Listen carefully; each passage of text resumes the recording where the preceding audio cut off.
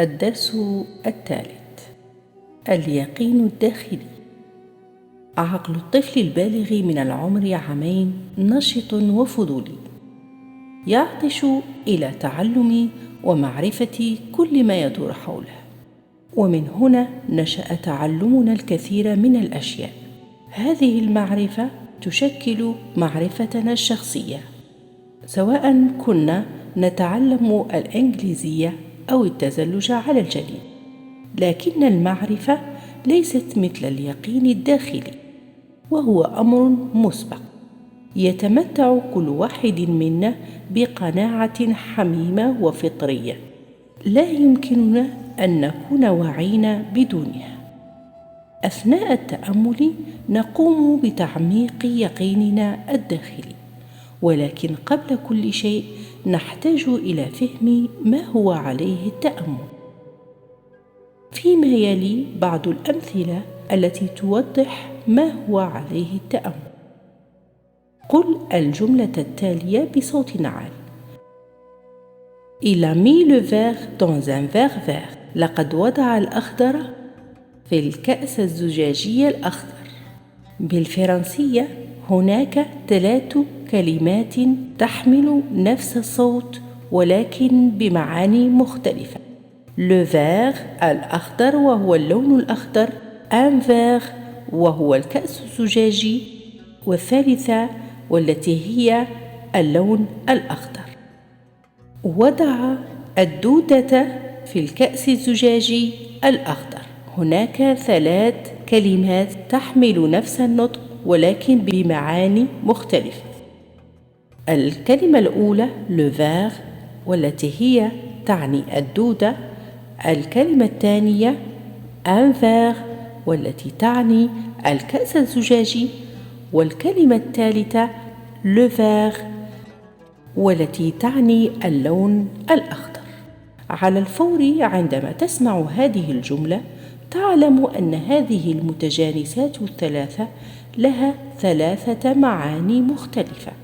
لم يكن عليك أن تأخذ هذه الشروط بشكل منفصل. إن لديك يقين داخلي يعمل بصمت وعلى الفور. استمع لهذا: امرأة كانت تنتظر في غرفة الطوارئ لمدة 2 ساعات دون أن تتم معالجته. في نهاية صبرها ذهبت لرؤية الممرضات وقالت لهن: لقد كنت أنتظر لمدة 2 ساعات، كم عدد الأطباء العاملين هنا؟ الممرضة المسؤولة تبحث وترد: حوالي النصف. لماذا هذه القصة مضحكة؟ لأنك تتعرف على النكتة فور سماعها. ليست هناك حاجة لبذل أي جهد عقلي لفهمها. تعمل الفكاهة على الفور مثل أي شكل من أشكال اليقين الداخلي. انظر حولك ولاحظ ما يوجد في الغرفة التي تتواجد فيها: الأثاث، السجاد، والصور، أو ربما شخص آخر. أنت تتعرف على كل شيء، وهو سمة أساسية من سمات اليقين الداخلي. والآن انظر إلى نفس الغرفة بشكل مختلف. ركز فقط على جميع الألوان التي تراها. كيف تعرف أن الألوان موجودة؟ هذه مرة أخرى لديك فيها يقين داخلي عميق متأصل في الوعي البشري، بحيث يمكنك معرفة الفرق بين 2,000,000 درجة كحد أقصى من الألوان. ومع ذلك فإن تجربة اللون تأتي من قناعة حميمة لا يمكن التعبير عنها بالكلمات، وهذا ليس ضروريا. معرفتك بالألوان فطرية، فهي ليست تأتي من قراءتك أو تعلمك. تتعرض شبكية العين لقصف جسدي بالفوتونات التي تحفز آليات الرؤية، فتبدأ المعلومات الكيميائية المشفرة بالانتقال عبر الأعصاب البصرية من العين إلى الدماغ. لكن هذه البيانات لا تحتوي على ألوان، لأن الفوتونات عديمة اللون. مثلها مثل الإشارات العصبية اللون معروف فقط في الوعي. هذه هي الطريقة التي يعتبر بها مفهوم الاقتناع الحميم جزءاً لا يتجزأ من الوجود. بدون اليقين الداخلي والتأثير على الألوان وكذلك على الحواس الخمس لا يمكنك أن تكون هناك. لقرون كنا نشجب الحالة الإنسانية، أي الخصائص المعقدة والتخيلية الخاصة بنا، لكن هناك وجهة نظر مختلفة تماماً للأشياء تقدم حلاً. إنها مسألة اعتبار أن الوعي في مجمله حقيقة هي جزء لا يتجزأ من الحياة البشرية مثلها مثل كل الأشياء في الطبيعة.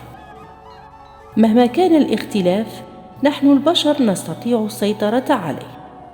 الوعي ليس قوة خارجية بالنسبة لنا تعمل مثل محرك الدمى الذي يجذب غير المرئيين لدفعنا إلى الأمام. من خلال الإرادة الحرة قطع الإنسان العاقل هذه الروابط. منذ ذلك الحين نستغل إمكاناتنا وفقاً لرغباتنا الشخصية. لدينا تطلعات لا يمكن لأي كائن حي آخر أن يتباهى بها. لم يخرجنا أحد من الترتيب الطبيعي للأشياء، نحن أنفسنا من استخرجناها منه بمحض إرادتنا. نحن نصنع واقعنا العقلي ونمنح الحضارات إرادة حرة. يولدون ويموتون، لكن الطموح النهائي لا يزال قائماً بعد سقوط الإمبراطوريات. إنه التطلع إلى تجربة الوعي برمته والتحول الذي يصاحب ذلك. هل من الممكن الوصول إلى الوعي الذي يحكم الكون وأصغر جزء من الحياة؟ الجواب هو نعم، لكن الأمر سيستغرق فصلاً كاملاً لفهمه تماماً. حياتك هي تأملك. يمنحنا التأمل وصولاً إلى وعي أعلى. هذا الأخير له أسماء مختلفة: الوعي الصافي أو الوعي الكوني أو التنوير. كل هذه الأسماء تحمل معنى معيناً سأعود إليه في غضون لحظات قليلة. في الواقع تسحب الأسماء سحرها من الظواهر، وهناك الكثير من السحر في الوعي بأننا يجب ألا نغفل عن هذا أبداً. اكتسب التأمل سمعة صوفية تعود إلى آلاف السنين، لأن المدخل إلى الوعي الأعلى مغلق على ما يبدو أمام العقل العادي. لكن في هذا الكتاب أقترح عليك إعادة النظر جذرياً في الأمر، لأنه لا يوجد شيء صوفي في التأمل. على العكس من ذلك، إنه طبيعي جداً. أود أن أضيف أننا جميعاً نتأمل منذ الولادة. في الواقع لقد شهد كل واحد منا في وقت أو آخر أي حالة يمكن تحقيقها من خلال التقنيات التي يدرسها معلمو التأمل. يجب أن يكون هذا صحيحاً، لأنه إذا لم يكرر التأمل ما يفعله العقل بالفعل فلا يمكن تعليمه.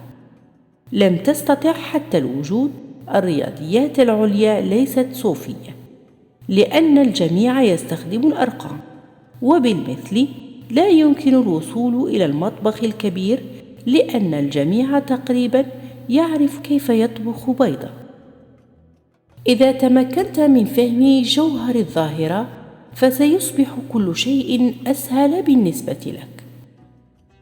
لا يتغير جوهر الرياضيات والطبخ لمجرد أن هذه التخصصات يمكن الارتقاء بها إلى مستوى الفن.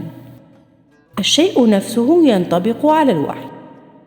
أنت وأنا نقضي حياتنا في وضع التأمل، وهي عبارة نستخدمها بانتظام في هذا الكتاب والخروج منها.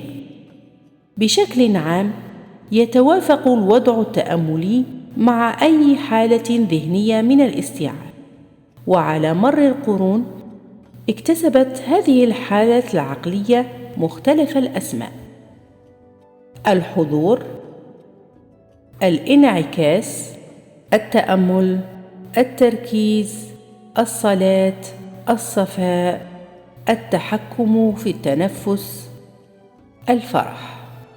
مثلما تعتبر الرياضيات العليا أو المطبخ الراقي فنوناً، فإن هذه الممارسات تنتمي إلى فن التأمل. ولكن من حيث الجوهر، فإن الوضع التأملي موجود في كل شخص، وله هدف أساسي ضروري للغاية. يدخل عقلك في الوضع التأملي بدافع الحاجة إلى التوازن. تنبع جميع الممارسات التأملية من هذه الحاجة، لذلك يجب أن نحاول فهمها. في الواقع كلما كان فهمنا أعمق، كلما كان التأمل الكامل أكثر صحة. ابقى متوازناً. كلمة توازن هي واحدة من تلك المصطلحات التي تم الإفراط في استخدامها من خلال سوء الاستخدام. علاوة على ذلك، فإن جميع الرسائل التي نسمعها عن التمارين والنظام الغذائي وجميع أنواع المنتجات، من الفيتامينات وحبوب الإفطار إلى منتجات الشعر والأحذية، إنها تستخدم مفهوم التوازن كنقطة بيع.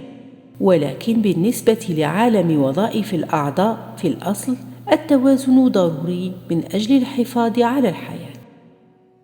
إذا قمت بإلغاء توازن جسمك عن طريق تنظيف ممر المرآب الخاص بك من كل الثلج الذي تراكم هناك، أو عن طريق الذهاب للجري في حديقة، بمجرد إيقاف هذا النشاط ومعدل ضربات القلب وضغط الدم وإمداد الأكسجين إليه، ستعود عضلاتك وجهازك الهضمي والجهاز المناعي تلقائياً إلى التوازن. حالة التوازن التي يكون فيها الجسم مسترخياً تعرف أي وظيفة جسدية كيفية العودة إلى الحياة الطبيعية. تعد القدرة على إعادة الهيكلة وإعادة التوازن جزءاً لا يتجزأ من كياننا. في كتابه تاريخ الجسم البشري لاستخدام شاغليه، وهو كتاب ترفيهي وغني بالمعلومات، تم نشره في عام 2020. يشرح بيل برايسون كيف أن التوازن الغامض هو التوازن. افتراض هذا الكتاب هو أنه على الرغم من التقدم في البحث الطبي، فإن جميع آليات جسم الإنسان تقريباً تظل غامضة. على سبيل المثال، لا أحد يعرف سبب اليقظة أو النوم، أو لماذا نحن الثدييات الوحيدة التي لا تنتج فيتامين سي الخاص بنا، ولدينا الكثير من الحساسية، أو نخاطر بالموت من خلال الاختناق في وجباتنا. يتم التعبير عن تفردنا بطرق ملتوية غريبة. في الواقع يعيش البشر في مناخات شديدة التنوع، من مناخ جبال الألب إلى المناخ الاستوائي، في حين أن درجات الحرارة الداخلية تختلف قليلاً جداً، وبالتالي كان من الضروري زيادة درجة حرارة الجسم بدرجة واحدة مئوية لبدء الإصابة بالحمى، وخفضه مرة أخرى بدرجة واحدة ليبدأ الشعور بالبرد. وعند درجة حرارة 35 درجة مئوية تكون بداية انخفاض حرارة الجسم. يبذل جسمك قصارى جهده للحفاظ على توازن درجة الحرارة عند حوالي 37 درجة مئوية، كما يوضح بيل برايسون من خلال تجربة مثيرة للاهتمام بشكل خاص قام فيها رجل بتشغيل ماراثون على جهاز المشي في ظروف خاضعة للرقابة. تم تخفيض درجة الحرارة في الغرفة حتى أصبحت باردة جدا، أقل بكثير من 0 درجة مئوية، ثم ارتفعت تدريجيا حتى أصبحت شديدة الحرارة، أعلى بكثير من الصحاري الأكثر سخونة. ومع ذلك في كلتا الحالتين لم تختلف درجة حرارة الجسم بأكثر من درجة مئوية صغيرة. حقيقة أن العمليتين اللتين تبردان الجسم وتدفئهما، وهما التعرق والرعشة، تبدو أساسية للغاية لا تجعل توازننا الجسدي أقل إثارة للدهشة. ظاهرة مماثلة تحدث على مستوى العقل، ولكن بشكل غير مرئي. هناك أيضا نقطة توازن وراحة يعرف أذهاننا كيفية العودة إليها في حالة عدم التوازن. ثم ندخل في وضع التأمل. لقد تم إثبات ذلك بطرق مختلفة لا يبدو أن لها أي علاقة بالتأمل. توضح العواطف هذا جيدا. كما هو الحال مع الجسد، لدينا جميعا مستوى ما قبل الإنكار فيما يتعلق بمزاجنا، وهو مستوى من الرضا نعود إليه بعد تجربة عاطفة إيجابية أو سلبية. يمكن أن يختلف هذا المستوى العاطفي قبل الإنكار بشكل كبير من شخص لآخر، ولهذا السبب يبدو بعض الناس سعداء بشكل طبيعي أو متقلب المزاج. لا يوجد تفسير علمي لهذه الفوارق. الأحداث الأكثر إثارة للقلق لا تشكل عقبات، لأنه في الأشهر الستة التالية إذا بقيت ذكرى الحدث فهذا ليس هو الحال مع الحالة المزاجية السلبية. إذا عادت المشاعر إلى نقطة توازنها فماذا عن العقل وكل أفكارنا العشوائية والعنيفة أحيانا؟ فكرة أن العقل يمكن أن يوازن نفسه فكرة جيدة. في بعض الأحيان تغمرنا زوبعة الأفكار. نادرا ما نتوقف مؤقتا على المستوى العقلي لنلاحظ أن الوعي دائما في الخلفية. خلفية ليست سلبية، إنه يعيدنا إلى التوازن، وكذلك التوازن يعيد الجسم للراحة. كون الوعي عالميا، فمن المصطنع إنشاء حد بين التوازن الجسدي والعقلي. في الواقع عندما نهدأ بعد جدال عنيف أو خوف مفاجئ أو قلق مفاجئ تهدأ الخلايا أيضا. بعد أن خضعت لتأثيرات هذا الخلل العاطفي، يسلط هذا النقاش برمته الضوء على حقيقة أن التأمل لن يكون فعالا إذا لم يكن لدى العقل بالفعل آلية إعادة التوازن. التأمل يجعل الوعي مرئيا، والذي عادة ما يختبئ في الخلفية. ليس الأمر كما لو أن المتصوفة الشرقيين اكتشفوا التأمل مرة واحدة. إنه فقط يعمل ويطيل ما يفعله العقل بالفعل بشكل طبيعي، تماما كما يعمل التدليك الطويل الدافئ على تعميق حالة الاسترخاء التي يعود إليها الجسم من خلال التوازن. في حد ذاته فإن إعادة توازن العقل فعالة بشكل مدهش بالفعل. ابحث لمدة 30 ثانية عن ضوء ساطع في غرفتك أو على شاشة جهاز الكمبيوتر الخاص بك، ثم أغمض عينيك. ستلاحظ توهجا خلفيا في شبكية العين، والذي سيختفي في النهاية. قد يستغرق الأمر أكثر من بضع دقائق حتى يختفي الشفق تماما، لكن العقل لا يستطيع أن يسمح لنفسه أن يكون له بقايا، لأن هذه من شأنها أن تخفي الفكرة التالية.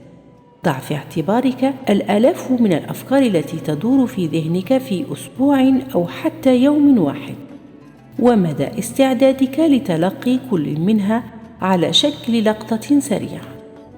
تحدث العملية برمتها حرفياً بسرعة الضوء، أي سرعة الإشارات الكهربائية لدماغك.